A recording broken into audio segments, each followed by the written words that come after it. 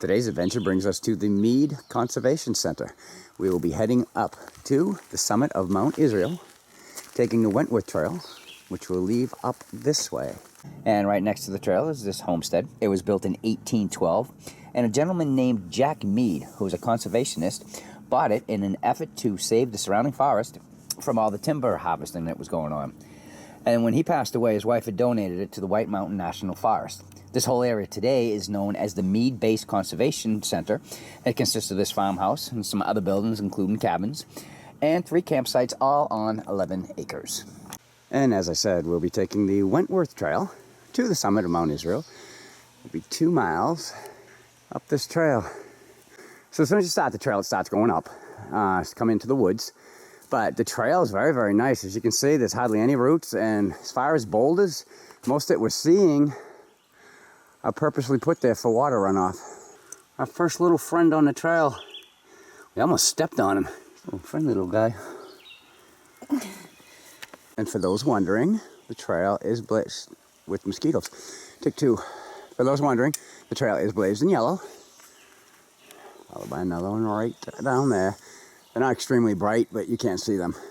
So we got some nice stairs here. We should change the staircase in our house to these. What do you think? Yes, I think the decor would be perfect. So thank you, trail maintenance. These are wonderful. So this would be the first real water crossing that we come to today. But it's no more difficult than the smaller ones. So since walking over that brook, the trail has been following it. A lot of little cascades along the way. And then the trail kind of went off to the right and gaining some altitude now. That's some nasty roots. Yeah. So we're in about 1.3 and I was just getting ready to film and say that it's been almost flat, slight incline. And then we hit this. Guess there was no need for stone stairs here. We'll just use those roots as stairs. All right, we're going up. Just to let you know, it is also blazed in yellow diamonds with the blaze right below it. I know the camera's going to do this no justice whatsoever, but that is mighty impressive rock wall right up there. Yeah, more like a cliff. I would imagine our first view will be on the top of that. We have indeed reached the first viewpoint from a ledge. As I pan along, I believe that's Winnipesaukee out there. There's a haze. There's always a haze. Continuing to pan along until I get to, let's go in and say hello to Red Hill. One of our earlier fire towers. That one is on the New Hampshire Fire Outlook Tower Quest. Just coming back out. So, I believe that's Squam Lake down there. And I'm not really good with the mountains to begin with. We're just good at climbing them, not really recognizing them. So, but with the haze, it's even tougher. All right, that's the views from the first viewpoint. All right, just like the description said, you get a nice view of Red Hill, but this was tough to find. Very tough. Cheryl found it. We've been here probably 20 minutes. Yeah, probably. So, this is crazy tough. Yeah, so we'll do what we do, and then we'll be back, maybe. So after the ledge, we've discovered why we saw no boulders down lower, because they stored them all here. Nice little section of painted pteridiniums, if I'm saying that correctly. So the trail's leveled out. We're coming upon the second viewpoint, which is just below the summit. Heading this way. I believe we're at the southwest summit. And these are the views that we're getting. If I zoom in over here, those are the turbines.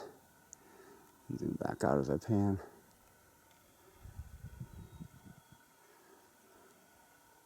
Trail's gone to all this open slab. Still easy to follow, and it is blazed. We're at the trail junction with the Mead Trail. We will be going up this way for about 75 yards, then we hit the true summit. Okay, so what you're looking at is the true summit of Mount Israel. And in case you wanted to know, Mount Israel has nothing to do with the Israel overseas.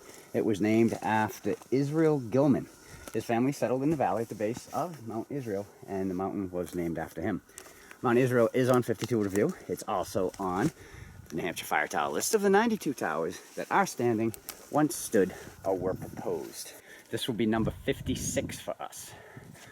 Now the fire tower that was up here, it was built in 1912. Then it was taken over by the New Hampshire Forestry Commission in 1917. A new wooden tower was built in 1923. This is where it starts getting a little sketchy, because between 1926 and 1928, it was replaced when they built the lookout over on Red Hill that we already showed you. But they're saying at the time this top only had a wooden tripod, and there was no mention of a tower on it. So, what'd you find? I found the geocache. That would be the Mount Israel geocache. So, keeping in our tradition, we're going to do what we do, and we'll see you when we're done. Alright, so we're back down from Mount Israel. It's a good day. We found 2 geocaches. A lot of bugs. And they're mowing the lawn right now, too. So, till our next adventure, the end.